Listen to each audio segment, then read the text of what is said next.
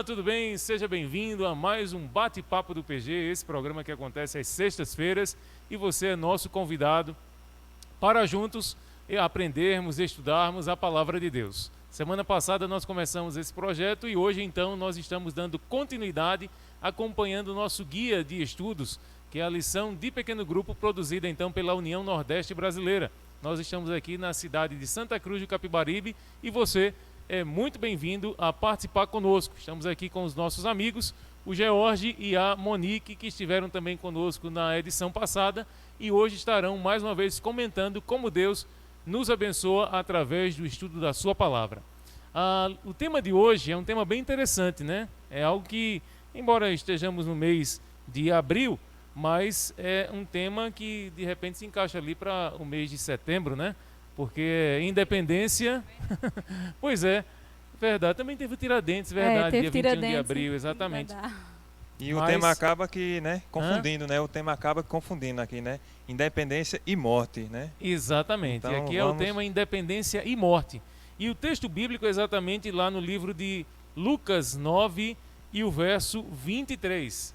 Quem fala isso é Jesus, e olha o que ele diz. Então disse a todos: se alguém quer vir após mim, negue-se a si mesmo. Tome a cada dia sua cruz e siga-me.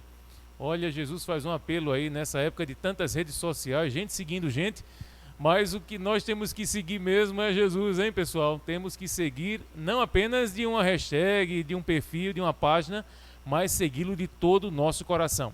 Mas vocês aí que são doutores nas línguas, doutores aí nos estudos, né? O que vocês falam? O que esse tema que Jesus então fala sobre discipulado, sobre segui-lo, como é que isso alcança a gente hoje no século XXI? Que é independência e o que é morte aí, segundo a palavra apresentada por Jesus. Aqui nós, como eu falei antes, nós vimos um tema aqui bastante interessante, né? Independência e morte. E o verso aqui, como você leu aqui, é a renúncia, né? De se entregar. E é difícil para uma sociedade entender o que é isso hoje em dia, de que nós temos que ter Deus em primeiro lugar em nossa vida, negar a si mesmo. Então, fica complicado até para a gente passar, porque se você não tem uma base, não tem um conhecimento, você não vai saber o que é essa renúncia, o que é essa entrega, o que é deixar Deus conduzir a sua vida. Então, para isso, temos que primeiro buscar esse Deus, aprender desse Deus, para poder saber dessa renúncia, dessa entrega. Muito bem, Monique, fala aí também. É muito, muito, muito interessante quando o autor nos sugere trocar esse termo ou pelo termo aditivo e, né? Porque a independência que hoje, muitas vezes, ela é culturalmente aceita, é uma independência da mulher moderna, é uma independência do homem que consegue resolver seus próprios problemas, da criança que precisa aprender a lidar com todas as frustrações por si só e se virar e ser independente. Só que o autor da lição, ele nos faz refletir aquilo que Jesus ensinou. Se você for independente, seu caminho com certeza será a morte. É uma regra inevitável. Essa independência, quando se trata de Deus, ela vai nos levar de forma assim muito direta e algumas vezes até muito profunda a essa compreensão. E algumas vezes só se percebe quando já está muito imerso no caminho da morte mesmo. Cada vez que eu me torno independente de Deus, eu vou me aprofundando no abismo do pecado, e esse abismo do pecado só vai me trazer como consequência a morte. A morte não imediata, mas uma morte que já vamos perdendo os princípios morais, os princípios éticos, os relacionamentos, o respeito.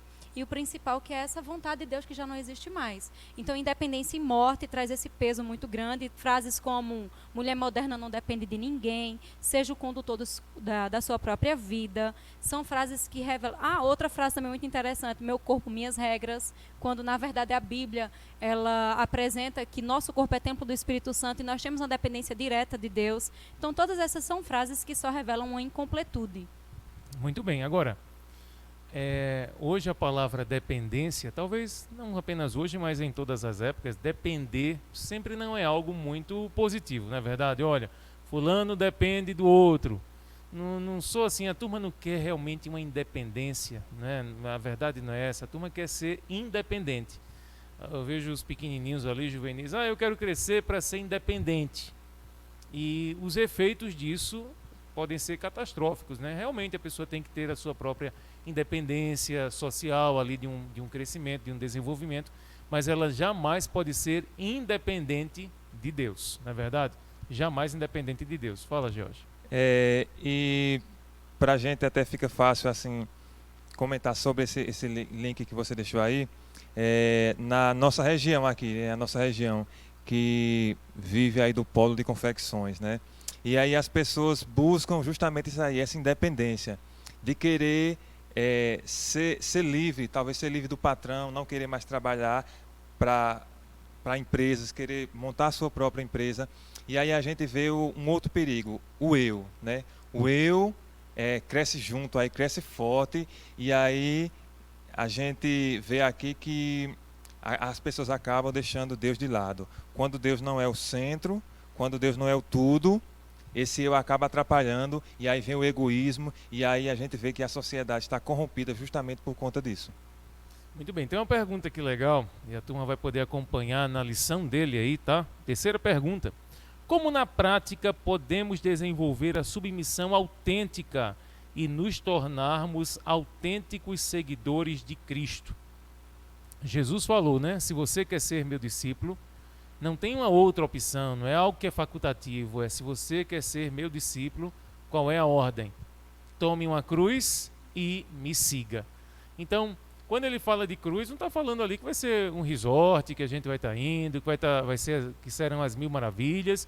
Ele está falando de algo realmente que, de uma certa forma, é doloroso, é uma negação da minha própria vontade, é algo que eu gostaria de fazer e agora, diante dos conceitos, diante das verdades apresentadas na Bíblia, eu não sigo mais, não me submeto mais a isso.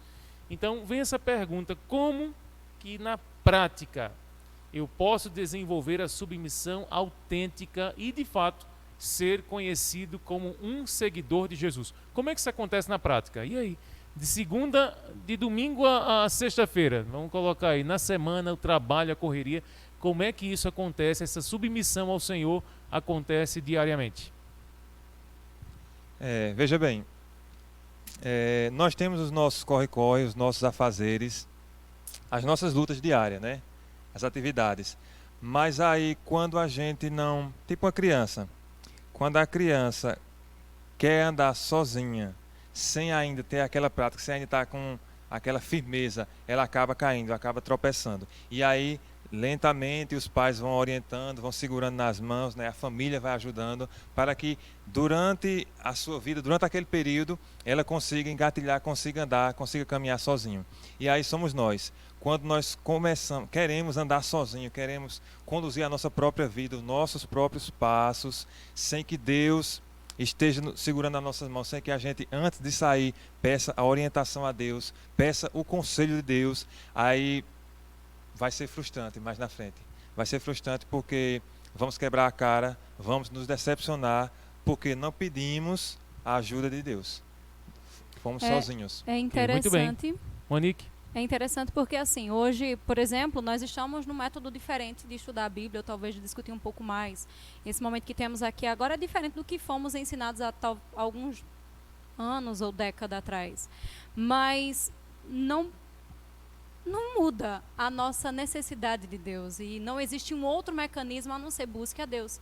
Eu preciso ter essa comunhão diária com Deus, é preciso tornar hábito o meu desejo de estar com Deus, é preciso sentir fome e sede dele.